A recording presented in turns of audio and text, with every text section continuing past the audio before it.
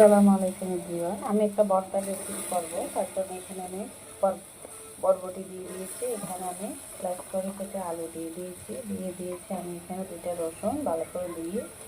এবার আমি এখানে পানি দিয়ে দিব। পানি দিয়ে আমি আজকে এটা সিদ্ধ করবো, তারপরে তেলের মধ্যে ভালো করে ভেজে নেব। এরপর আমি এখানে পানি দিয়ে দিতেছি। সিদ্ধ হওয়ার জন্য যতটুকু পানি প্রয়োজন আমি ততটুকু দিয়ে দিলাম।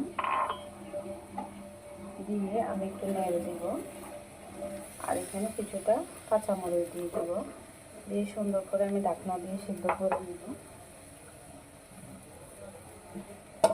ঢাকনাটা আমি দিয়ে দিলাম। এ পর্যায়ে আমি শুকনো শুকনো তেল দিয়ে ভাজি করে ফেলাবো, তারপরে ভর্তাটা করব। আর এখানে তেল দিয়ে দিতেছি আমি। অবশ্য ভর্তার সাথে সরষের তেল দিলে স্বাদটা বেশি হয়। তো আমার হাতের কাছে খাবার তেল, রান্নার তেল এটাই দিয়ে দিলাম। ভর্তা মাখানোর সময় সরষের তেল দিবেন, এটা অনেক টেস্টি হবে। দেখুন এখানে একটু কড়া ভাজি করলে ভর্তাটা অনেক স্বাদ হবে। পেঁয়াজ কিছুটা আমি তেলে নিয়েছি, আর কিছু টালা পেঁয়াজ আমি এখানে দিয়ে দিয়েছি।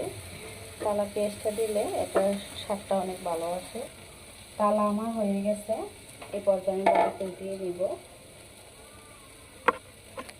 সম্পূর্ণ বাজিটা এখানে উঠিয়ে নেব, দেখতে পাচ্ছেন। তো আমি সব কিছু উঠিয়ে নিয়েছি। ভর্তার জন্য অন্য একটা রেসিপির জন্য আমি এখানে তেল দিয়ে দিলাম, দিয়ে পেঁয়াজ এবং দেশি রসুনটা দিয়েছি।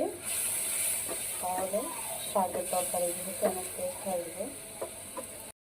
আমি এখানে ভর্তার জন্য সব কিছু নিয়ে নিয়েছি। রসুনগুলা কিন্তু আমি চোকলাগুলো ফেলে দিব।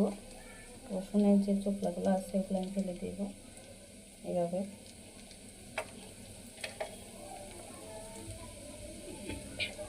হাঁসগুলো ফেলে দিই, ভর্তাটা বানাবে। এখানে আমি নিয়ে দিব স্বাদ মতো লবণ দিতেছি। আমি এখানে লাল মরিচটা তেলে ক্রাশ করে নিয়েছি, মানে গুঁড়া করে নিয়েছি। আর পেঁয়াজটা আমি কিছু দিয়েছি, আপনাদের সাথে শেয়ার করেছি। বাকি কিছু পেঁয়াজ এখন দিতেছি। এই পেঁয়াজটা এভাবে আদা টালা দিয়ে নিলে খেতে ভর্তাটা অনেক স্বাদ হয়, যার কারণে আমরা এইভাবেই বানাই। ভর্তাটা আমার হয়ে গেছে, খুব লবণীয় হয়েছে। তাছাড়া এখানে ধনিয়া পাতা দিয়ে দিতেছি।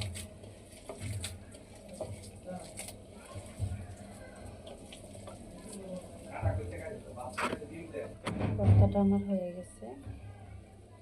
কেমন